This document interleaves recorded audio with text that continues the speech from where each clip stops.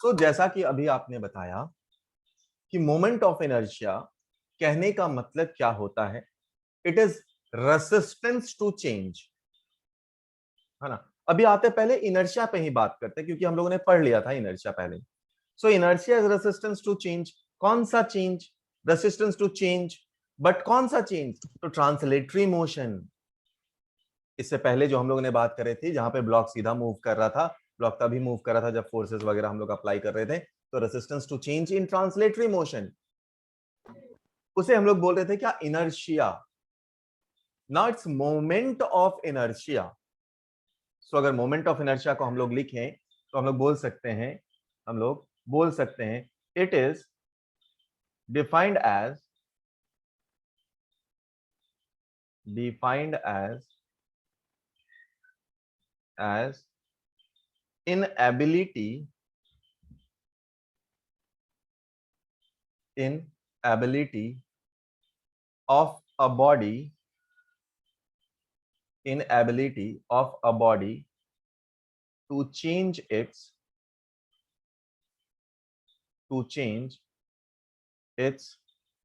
state of rotational motion।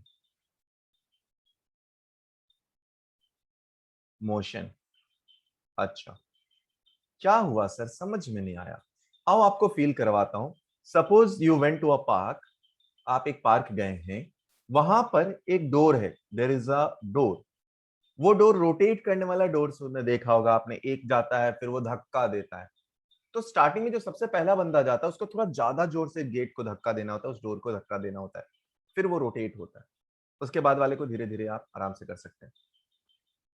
ठीक।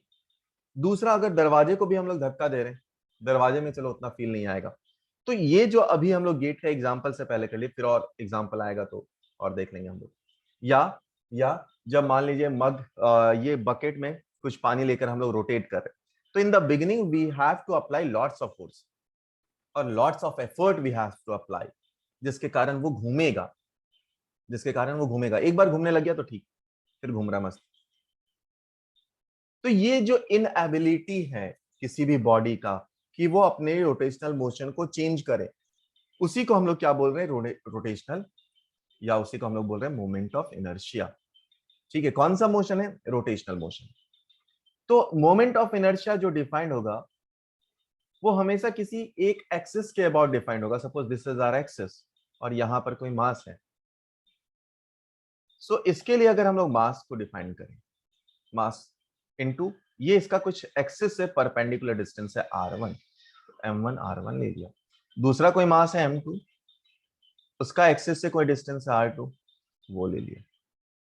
अब अगर इस सब का मोमेंट ऑफ इनर्शिया लिखे बेटा, तो हम लोग अभी वो भी बात करेंगे कि मोमेंट ऑफ इनर्शिया को कैसे लिख सकते हैं। सो अगर इन सब का लिखे, यहाँ पे कोई थर्ड मास भी है m3 जो r3 डिस्टेंस पे है, तो हम लोग लिख सकते हैं क्या? समेशन ऑफ mr1 का whole square, m1 r1 square plus m2 r2 का होल स्क्वायर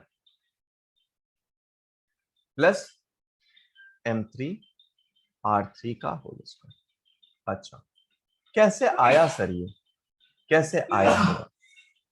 ठीक है, इसको और हम लोग थोड़ा सा सिंप्लीफाई करें बेटा, थोड़ा सा और सोचें हम लोग। अपने को पता है, थोड़े क्लास पहले हम लोगों ने पढ़ा था काइनेटिक एनर्जी अगर रोटेशन की बात करें तो वो किसके बराबर होता है? हाफ आई ओमेगा स्क्वायर के बराबर। अच्छा, काइनेटिक एनर्जी ट्रांसलेशन के किसके बराबर होता था हमारे पास?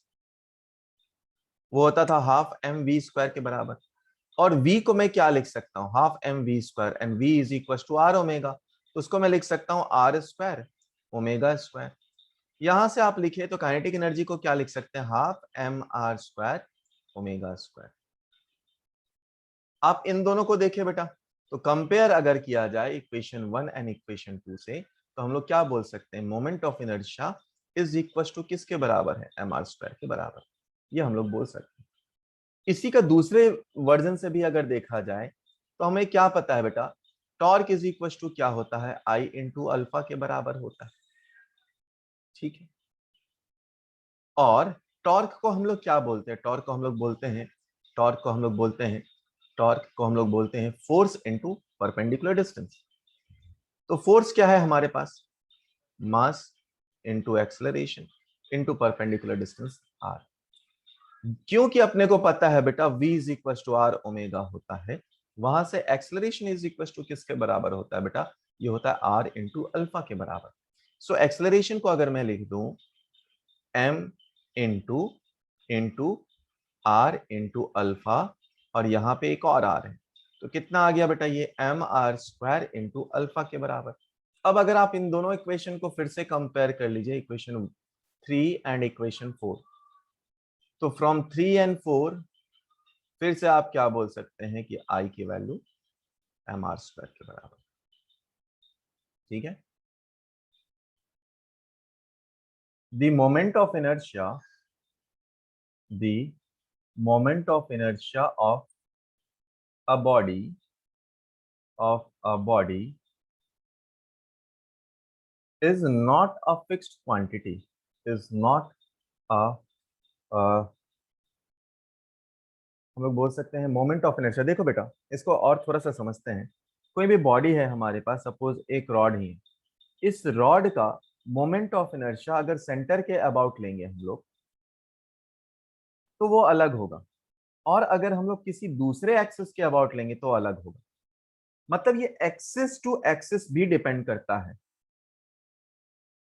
ठीक है, तो अगर यहां से हम लोग लिखा जाए तो ये जो क्वांटिटी है हमारा, क्या वो फिक्स क्वांटिटी है, तो आंसर नहीं सर, ये तो फिक्स क्वांटिटी नहीं है।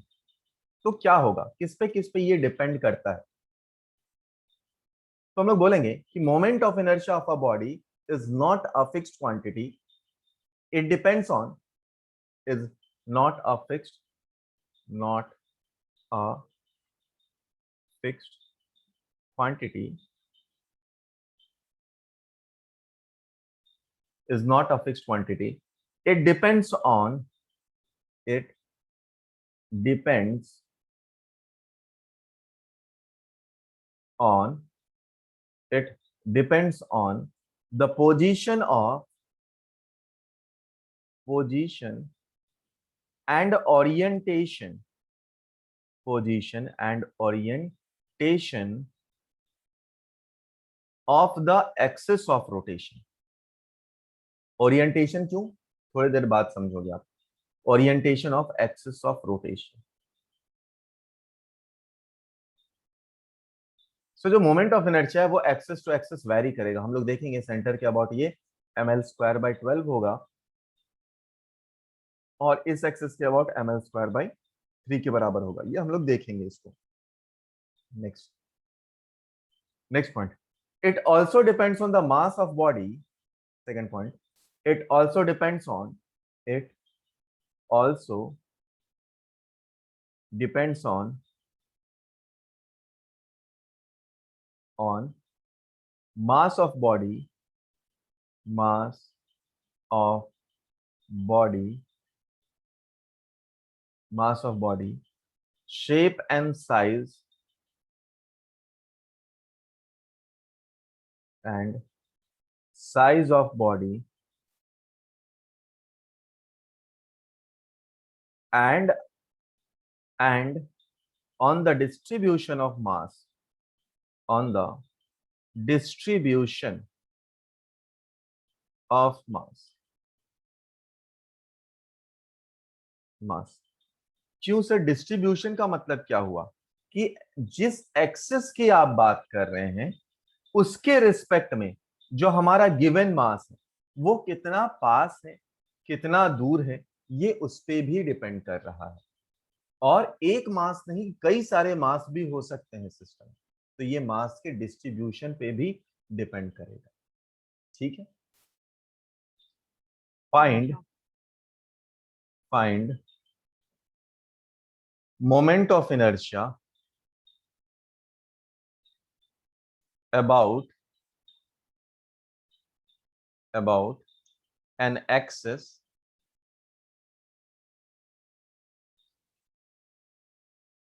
shown in the figure, axis shown in figure, आई। मान लीजिए यहां पर कोई मास है हमारे पास m, यहां पर मास है m, एंड इन दोनों के बीच में जो सेपरेशन है वो है एल के बराबर, एल के बराबर। यहां से कोई एक्सेस जा रहा हमारा, ठीक है, तो ये है ए बी। सो आपको बताना है आई अबाउट ए बी। अगर आप मोमेंट ऑफ इनर्शिया देखिए बेटा, क्या था वो, मास इनटू डिस्टेंस। तो डिस्टेंस अभी एक्सिस ऑफ रोटेशन से कितना है, L/2 का होल स्क्वायर। दूसरे के लिए भी देखें तो वो भी मास ही है और L/2 का होल स्क्वायर है। तो फाइनली आंसर कितना आया, 2 टाइम्स ml² बाई 4 के बराबर, यानी आंसर आया ml²/2 के बराबर। ये हो गया हमारा आंसर, ठीक है। Find moment of inertia about center of mass. Find moment of inertia about center of mass. So this is m1, this is m2, this is m1, this is m2, and both are separated by some distance. Let us assume d. इसका centre of mass के about moment of inertia find करना है। Try करें now. सवाल को बनाने के लिए सबसे इंपॉर्टेंट बात है कि आपको सेंटर ऑफ मास निकालना आना चाहिए। मान लिया आपको सेंटर ऑफ मास फिलहाल निकालना नहीं आ रहा है, मान लो फिलहाल आपको सेंटर ऑफ मास निकालना नहीं आ रहा, तो यहां से हम लोगों ने लिया कोई डिस्टेंस x, ये डिस्टेंस हो जाएगा हमारे लिए d-x। तो अगर x आप निकालते हैं, x आप निकालते हैं तो कितना आएगा, m1 इंटू एक्स, और यहां आ जाएगा माइनस है तो इसलिए आप एडजस्ट कर सकते हैं m2 इंटू d-x। यहां से अगर आप x निकालते हैं तो वो आएगा m2 into D divided by m1 plus m2। देख बेटा, अगर एक का मास लिया, आप कहां से डिस्टेंस ले रहे हैं, कहां से ले रहे हैं, m1 से ले रहे हैं, m1 से ले रहे हैं सेंटर ऑफ मास का डिस्टेंस, तो कितना, कौन सा मास लिखा है आपने, m2 लिखा है। सिमिलरली अगर आप d-x लिखते हैं, यानी आप डिस्टेंस फ्रॉम m2 लिखते हैं, तो अगर आप डिस्टेंस फ्रॉम m2 लिखते हैं यानी d-x लिखते हैं, तो यहाँ पे आता है m1 into D upon m1 plus m2। आप चाहो तो यहाँ पर आप रखकर भी चेक कर सकते हो, क्रॉस वेरीफाई कर सकते हो। तो सपोज हमें x पता चल चुका है, दूसरा डिस्टेंस भी पता चल चुका है, यानी अब मोमेंट ऑफ इनर्शिया हमारे लिए कितना हो गया, वो हुआ m1 इंटू एक्स का whole square, which is m2 square into D square divided by m1 plus m2 का होल स्क्वायर, प्लस क्योंकि x का होल स्क्वायर यहाँ पे लिख देता हूँ, तो this is equal to m1x1 whole square plus m2x2 whole square. Next, यहाँ पे आप लिख सकते हैं क्या, m2 इंटू x2 हमारे लिए क्या है, d-x, जिसकी वैल्यू है क्या, m1 का whole square into D square by m1 plus m2 का होल स्क्वायर। यहां से कॉमन ले लीजिए, देखिए बेटा क्या क्या आ जा रहा है। यहां से आप कॉमन लेंगे तो आपका आएगा m1 into m2 into D square divided by m1 plus m2 का होल स्क्वायर इंटू यहाँ पे आया m1 प्लस m2। ये कैंसिल आउट हो जाएगा, तो हमारा answer I is equal to आया m1 into m2 into D square divided by m1 plus m2, m1 plus m2। ये आया हमारा answer. Find moment of inertia about an axis perpendicular to the plane of a square passes through one of the corner if the side of a square is A and each corner contain a point mass m। देखो बेटा, question में बोला गया है हमारे से, question में अपने से बोला गया है कि हमें एक एक स्क्वायर देखना है ना। तो first of all will make a square. हम लोग एक, ये स्क्वायर गलत बन गया ना, हम लोग इस स्क्वायर को थोड़ा ठीक कर लेते हैं, काफी गलत बन गया था। आइए, तो ये है हमारे पास स्क्वायर। अब इस स्क्वायर का साइड दिया है हमारे पास, ए दिया है, बहुत बढ़िया। अपने से बोला गया कोई एक्सेस है जो कि किसी कॉर्नर से पास हो रहा, तो यहां से कोई एक्सेस पास हो रहा है, ठीक है, और परपेंडिकुलर टू द प्लेन है, मतलब प्लेन से बाहर आ रहा है। ऑलराइट, यहाँ पर भी एक मास है, यहाँ भी एक मास है, यहाँ भी मास है, यहाँ पर भी मास है। आप चाहें तो एक्सेस को किसी भी कॉर्नर पे रख सकते हैं। अब मोमेंट ऑफ इनर्शिया क्या होगा बेटा, मान लीजिए 1 2 3 4 लिखा मैंने, ठीक है, तो सभी को ऐड करना है अपने को। अच्छा, तो पहले वाले के लिए कितना होगा बेटा, मास इंटू परपेंडिकुलर डिस्टेंस, उसका परपेंडिकुलर कुछ डिस्टेंस 0 है ना, तो 0 हो गया, प्लस दूसरे के लिए मास इंटू ए स्क्वायर, तीसरे के लिए इसका परपेंडिकुलर डिस्टेंस देखो बेटा कितना है, √2a है, तो मास इंटू √2 इंटू ए का होल स्क्वायर, ठीक। नेक्स्ट डिस्टेंस है हमारे पास मास इंटू ए स्क्वायर, तो कितना आ गया answer, 4 times M A square, ये हो गया हमारा answer. So all are point mass M M M M corners में है, बट इस बार रेक्टेंगल है, और ये है हमारा एक्सिस ऑफ रोटेशन। सो आपको बताना है मोमेंट ऑफ इनर्शिया कितना होगा, मोमेंट ऑफ इनर्शिया कितना होगा ये ए बी वाले एक्सिस के अबाउट, ठीक है, ये बताना अपने को, ट्राई कर। इस वाले सवाल में देखिए बेटा, तो मोमेंट ऑफ इनर्शिया अपने को चाहिए कौन से एक्सिस के अबाउट चाहिए, ए बी के अबाउट चाहिए। अच्छा, ए बी सिम प्लेन में दिख रहा है हमें, है ना, तो ये अगर मास में 1 2 3 4 लेता हूं, तो 1 और 4 का परपेंडिकुलर डिस्टेंस तो कोई है नहीं, तो वो दोनों 0 हो जाएंगे, बट इन दोनों का है, और परपेंडिकुलर डिस्टेंस कितना है, ए एंड ए ही है, तो मोमेंट ऑफ इनर्शिया कितना हो जाएगा, 0, दूसरे का है एम ए स्क्वायर, तीसरे का भी है एम ए स्क्वायर, चौथे का है 0, तो कितना आ गया, 2m²। अगले वाले क्वेश्चन में भी देखो, मास ये भी ए ही रख लेते, दोनों स्क्वायर ही रख लेते, M M, but axis is passing through our diagonal, this is A B, ठीक है, ट्राई करें आप।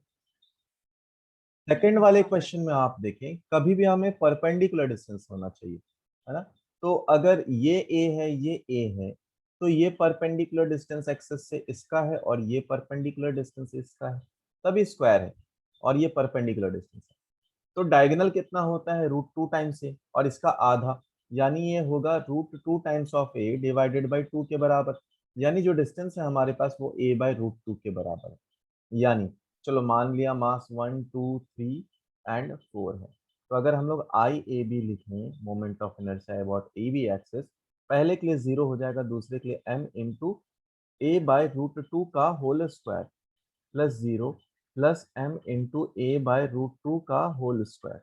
अब दोनों को आप सिंप्लीफाई कर लीजिए, तो आया ये m के स्क्वायर के बराबर, ठीक है, तो वो, हाँ, तो हम लोग बात कर रहे थे moment of inertia of continuous mass,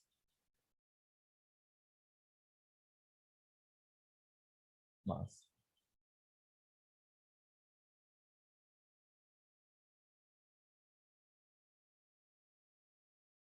continuous mass system.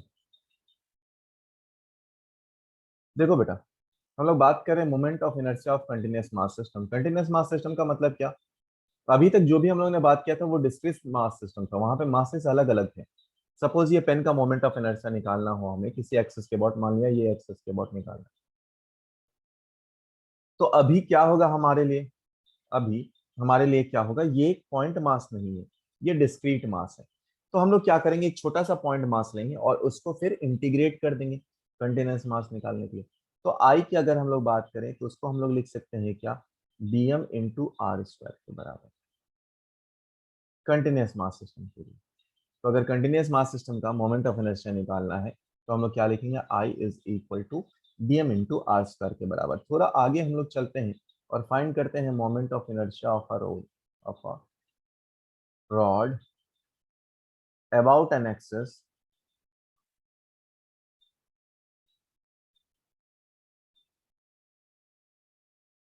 passing through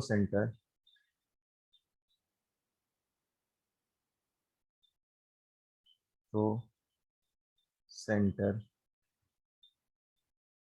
and perpendicular to it, ठीक है। उस रॉड का मास एंड लेंथ एल दिया है, तो ये हमारे लिए रॉड है जिसका मास और लेंथ कुछ दिया हुआ है हमारे पास। इसके सेंटर से एक, इसके सेंटर से हमें एक एक्सिस पास हो रहा है जिसके अबाउट मोमेंट ऑफ इनर्शिया निकालना है। तो इसके लिए हम लोगों को क्या चाहिए बेटा, ये डिस्टेंस कितना हो गया L/2, ये डिस्टेंस भी हो गया L/2, यहाँ पे हो गया dm, dm at some distance x suppose कर लिया। तो dm की वैल्यू कितनी है बेटा, dm की वैल्यू है mass upon length into dx के बराबर, ये है dm, ये है dx। Now moment of inertia I और di will be equal to dm which is m/l into dx into x square के बराबर। लिमिट कहां से कहां तक रखना है, देखो बेटा लिमिट की दो पॉसिबिलिटी है इसकी। कौन कौन सी दो पॉसिबिलिटीज है, वो दोनों लिख दे रहा हूं। पहली पॉसिबिलिटी है कि I की वैल्यू हो m/l, यहां पे x स्क्वायर dx, लिमिट की वैल्यू -l/2 से लेकर l/2 तक। दूसरी पॉसिबिलिटी है I is equal to m/l, limit x square dx 0 से लेकर l, और इस पूरे को आप मल्टीप्लाई कर दीजिए 2 से, क्योंकि दोनों आइडेंटिकल है। आप दोनों में से जो भी करें आपका आंसर सेम आएगा। तो हम लोग निकालते हैं I is equal to twice I m/l, इसका इंटीग्रेशन कर देंगे हम लोग तो आएगा कितना बेटा, इसका इंटीग्रेशन, ये कितना है L/2, सॉरी 0 से लेकर L/2, तो इसका इंटीग्रेशन हम लोग कर दें तो ये आएगा एक्स स्क्वायर या x³/3 के बराबर।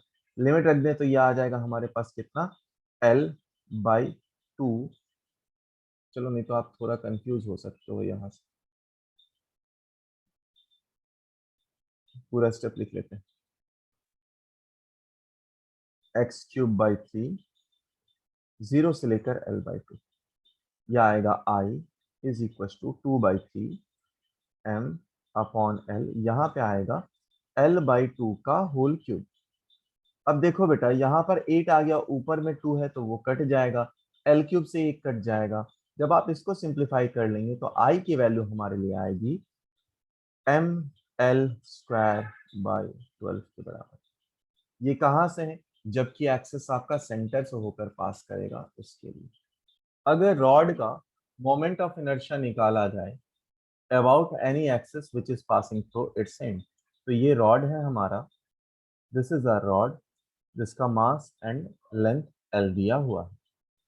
यहां से मोमेंट ऑफ इनर्शिया निकालना इस एक्सिस के अबाउट, मतलब ये रॉड इसके अबाउट रोटेट कर रहा है, एंड के अबाउट रोटेट कर रहा है, ठीक है, या एंड के अबाउट ऐसे रोटेट कर रहा है, कैसे भी रोटेट कर रहा है।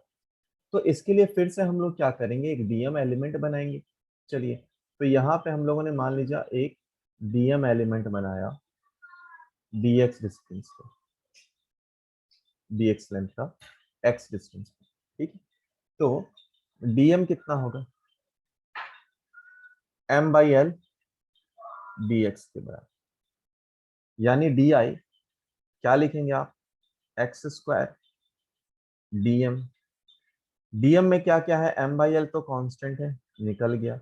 इंटीग्रेशन कितना है, x² dx 0 से लेकर l तक,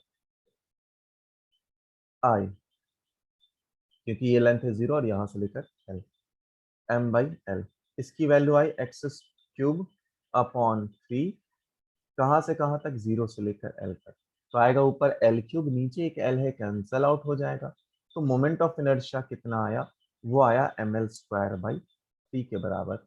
ये हो गया हमारा answer. Find moment of inertia of a ring about an axis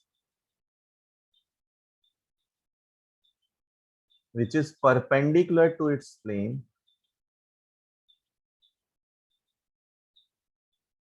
and passing through center, through center।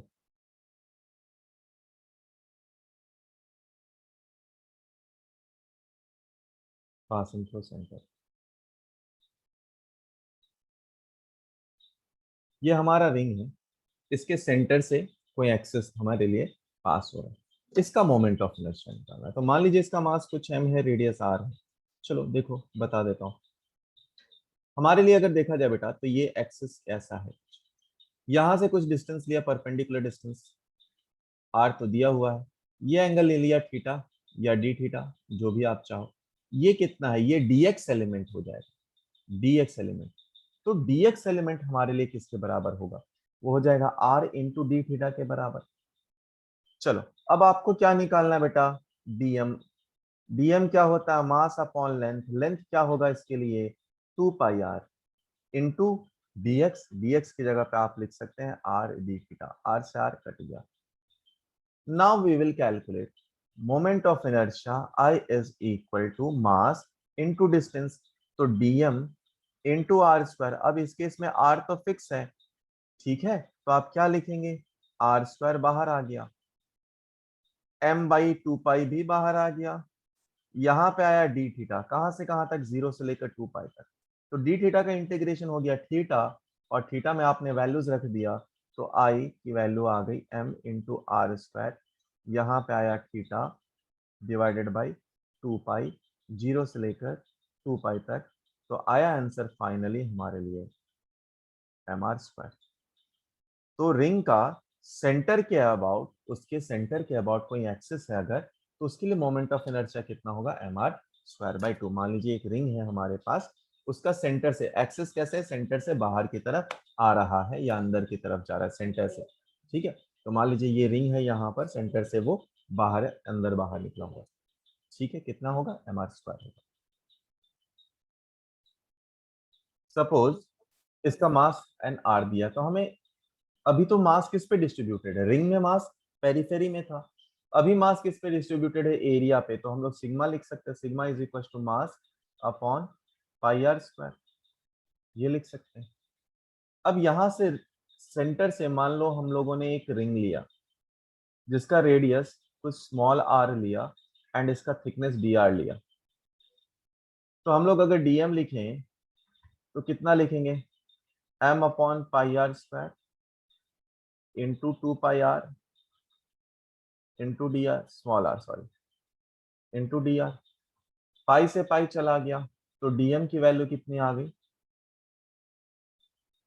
M upon R square 2 into R D R, ठीक है, ये आया डीएम। नेक्स्ट हमारे पास आई क्या होता है, वो होता है DM into R square, small R रहेगा इसके लिए, कहां से कहां तक, 0 से लेकर कैपिटल आर तक। तो सभी वैल्यूज रखें, m into 2 upon R square, यहाँ आया, एक आर यहाँ पे प्रेजेंट था, एक आर स्क्वायर यहाँ पे है, तो आर क्यूब आया, बी आर आया, 0 से लेकर कैपिटल आर आया। तो आप इंटीग्रेट करें तो कितना आ गया, 2m by are square.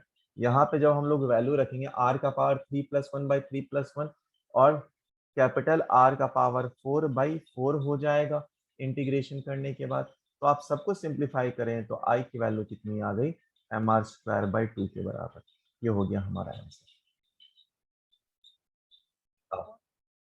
Perpendicular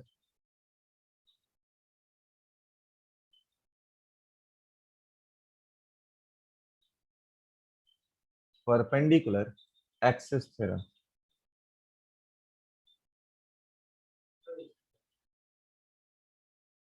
perpendicular axis theorem. Perpendicular axis theorem क्या बोलता है बेटा, ध्यान से समझे हम लोग, थोड़ा सा इसके लिए आपको लॉजिक लगाना होगा। आइए मान लीजिए यहाँ पर हमारे पास यह है एक्स एक्सिस, यह है वाई एक्सिस, ये मास है कोई रखा हुआ, कोऑर्डिनेट है एक्स कॉमा वाई। अगर मैं बोलूं I X X, I about X axis कितना होगा, आई अबाउट वाई एक्सिस कितना होगा, तो क्या होगा, अगर अगर हम लोग आई एक्स की बात करें तो आई एक्स के लिए परपेंडिकुलर डिस्टेंस कितना है बेटा, ये है, ये है y और ये है x। यानी अगर मैं आई एक्स की बात कर रहा हूं तो मैं क्या बोलूंगा, मास इंटू वाई का स्क्वायर, ठीक है, ये नहीं बोलूंगा। अगर मैं आई वाई की बात कर रहा हूं तो मैं बोलूंगा मास इंटू एक्स का स्क्वायर। ठीक है, चलो, तो आई एक्स आई वाई तो निकल गया। मान लीजिए हमारे पास जेड एक्सिस है, इस एक्सिस में ये है जेड एक्सिस, तो अगर ये एक्स है ये वाई है ना, तो इस पॉइंट का जेड एक्सिस जो कि इधर अंदर की तरफ जा रहा होगा, उसका डिस्टेंस क्या होगा बेटा, ये होगा जेड। यानी कि अगर मैं जेड को निकालूं तो वो क्या होगा बेटा, वो क्या होगा, वो होगा X square plus Y square का अंडर रूट होगा। यानी कि मैं और थोड़ा सा निकालूं इसे तो क्या बोल सकता हूं, Z square is equal to X square plus Y square है। अगर मैं बोलूं बेटा कि I is equal to M Z square, क्या है ये, जेड है ना, जेड एक्सिस के about moment of inertia M Z square है। तो आई जेड को क्या लिखूंगा, आई जेड को क्या लिखूंगा, एम जेड को क्या लिख सकता हूं, X square plus Y square लिख सकता है। इसका मतलब क्या हुआ कि I Z is equal to किसके बराबर है, M X square plus M Y square. इसका मतलब क्या हुआ कि जो जेड एक्सिस के अबाउट मोमेंट ऑफ इनर्शिया है वो होगा I X plus I Y के बराबर, I X plus I Y के बराबर। देखो, अब यहां से हम लोग क्या बोल सकते हैं कि moment of inertia of a laminar object,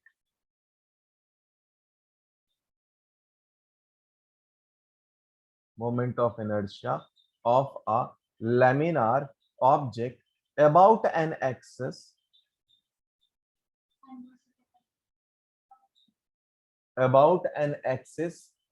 which is perpendicular to which is perpendicular to which is perpendicular to its plane is equal to is equal to is equal to the sum of moment of inertia, sum of moment of inertia about two perpendicular axes, two perpendicular concurrent भी बोल सकते हैं, concurrent axis, concurrent axis, concurrent का मतलब होता है the axis which are passing through the same point। क्या लिख रहे थे, moment of inertia of a laminar object about an axis which is perpendicular to the plane is equal to the sum of moment of inertia about two concurrent perpendicular axes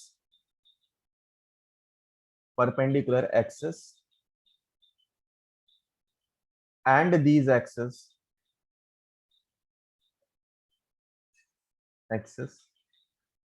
are in plane of body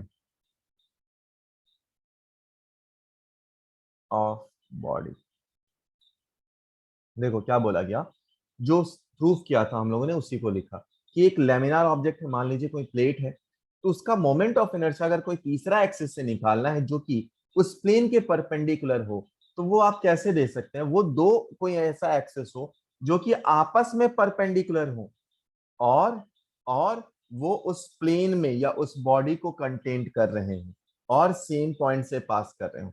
तो ऊपर जो आपने proof करा बस उसी को यहाँ पे स्टेटमेंट में हम लोगों ने लिखा है कि moment of inertia of laminar object about an axis, कौन सा एक्सिस जो कि परपेंडिकुलर है इसका प्लेन का, वो किसके बराबर होता है, दोनों मोमेंट ऑफ इनर्शिया के, जो कौन से मोमेंट ऑफ इनर्शिया, कोई भी मोमेंट ऑफ इनर्शिया जो दो एक्सिस है वो कैसे होने चाहिए, एक दूसरे पे परपेंडिकुलर होने चाहिए, सेम पॉइंट से पास होने चाहिए, है ना, उस के सम के बराबर है। यही बात हम लोगों ने लिखी।